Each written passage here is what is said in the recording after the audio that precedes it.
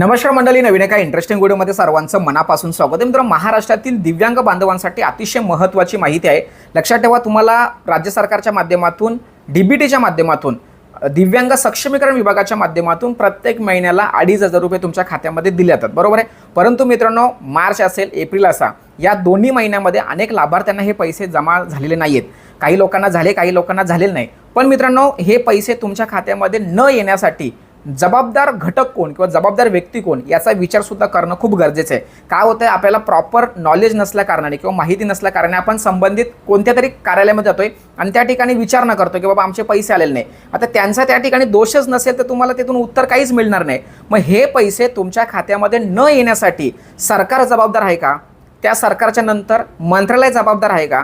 मंत्रालयाच्या नंतर संबंधित जे काही डीबीटी पोर्टल वगैरे आहे ते जबाबदार आहेत का? आयुक्त कार्यालय जबाबदार आहे का? किंवा संबंधित तहसीलदार कार्यालय जबाबदार आहे का? किंवा संबंधित लाभार्थी आहे याची काही चुकी आहे का? या सर्व बाबींचा विचार करणं खूप गरजेचं आहे. आता मी तुम्हाला जे काही बाबी किंवा घटक सांगितले हे 6 बाबी आहेत किंवा 6 घटक आहेत, 6 प्लेयर आहेत. तुम्हाला पैसे प्रत्यक्ष तुमच्या खात्यामध्ये येण्यासाठी 6 टप्प्यांमधून त्या पैशाला जावं लागतं. आणि जर समजा कुठल्या स्टेजवरती जर तुमचे पैसे अडकून बसले तर तिथे प्रॉब्लेम आहे, आपण तिथे विचारणा केली पाहिजे. तर याविषयी तुम्हाला संपूर्ण माहिती जाणून घेणं खूप गरजेचं आहे, कारण आपल्याला हे पैसे नियमित स्वरूपामध्ये आलेही पाहिजे आणि भविष्यामध्ये आपल्याला या योजनांचा लाभ सुद्धा घ्यायचा आहे. म्हणून ह्या सर्व गोष्टी जाणून घेणं गरजेचं आहे. कदाचित व्हिडिओ मोठी होईल, परंतु तुम्ही ही व्हिडिओ शेवटपर्यंत जर बघितली तर तुमचं प्रॉपर तुम्हाला जी कन्सेप्ट आहे ही कन्सेप्ट क्लिअर होणार, लक्षात ठेवा. त्यामुळे तुमच्या मनामध्ये जे डाऊट्स येतात त्या क्लिअर होण्यासाठी ही व्हिडिओ महत्त्वपूर्ण ठरणार आहे. आता सर्वात महत्त्वाचा विषय म्हणजे एखादी योजना असेल. आता आपण दिव्यांग पेन्शन योजना घेऊया.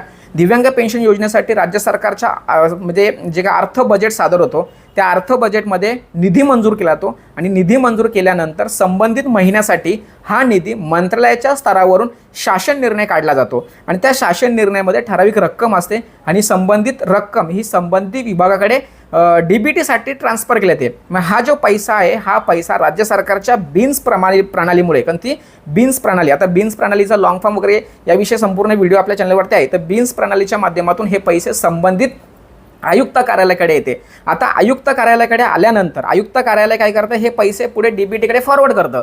पण डीबीटीकडे फॉरवर्ड करताना किती लाभार्थ्यांची रक्कम फॉरवर्ड करायची याची यादी आयुक्त कार्यालयाकडे असते.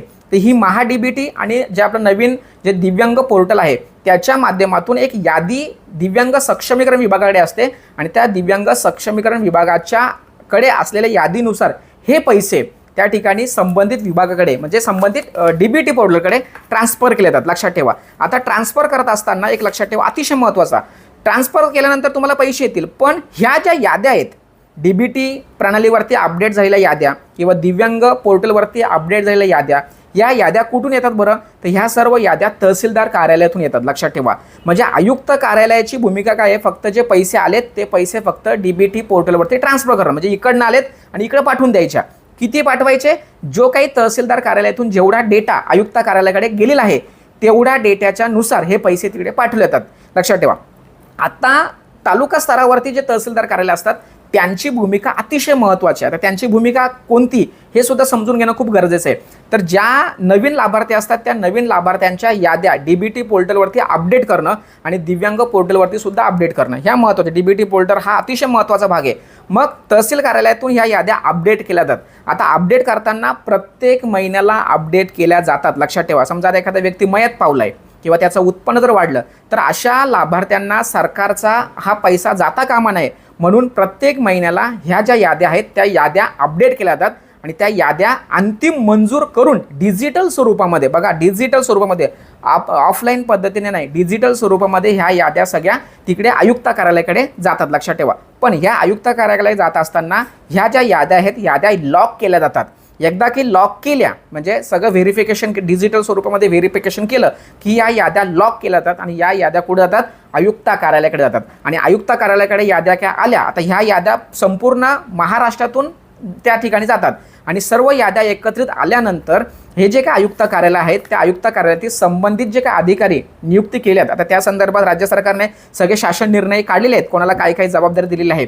तर त्या आयुक्त कार्यालयातील जे संबंधित नियंत्रण अधिकारी असतात त्यांच्या माध्यमातून डिजिटल स्वाक्षरी होऊन हा जो पैसा आहे हा पैसा आरबीआयकडे जातो. आता आरबीआयकडे ई कुबेर म्हणून एक प्रणाली आहे या ई प्रणाली कुबेरच्या माध्यमातून हे जे पैसे आहेत हे पैसे NPCIला जातात. आता NPCI म्हणजे तुम्हाला याविषयी संपूर्ण माहिती आहे. NPCI तुम्ही लिंक वगैरे करताय तर NPCIकडे जातं आणि NPCIकडे गेल्यानंतर त्या NPCIला जे काही लाभार्थ्यांच्या आधार कार्ड लिंक केलेले आहेत त्या लिंक केलेल्या आधार कार्डवरती हे पैसे ट्रान्सफर होत असतात.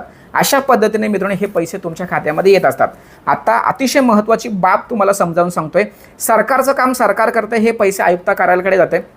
आयुक्त कार्यालयाकडे ज्या काही याद्या प्राप्त झालेल्या त्या प्राप्त झालेल्या याद्यानुसार हे पैसे संबंधित बँकेकडे ते ट्रान्सफर करतात डिजिटल स्वाक्षरीनुसार, बरोबर आहे, त्याला DSC म्हणतात. त्यानंतर पण त्या याद्या कोण तयार करतात? तहसीलदार कार्यालयातून या याद्या अपडेट केल्या जातात, तयार केल्या जातात आणि त्या आयुक्त कार्यालयाकडे पाठवल्या जातात आणि मग नंतर त्या याद्या NPCIकडून ते पैसे तुमच्या खात्यामध्ये जमा होतात.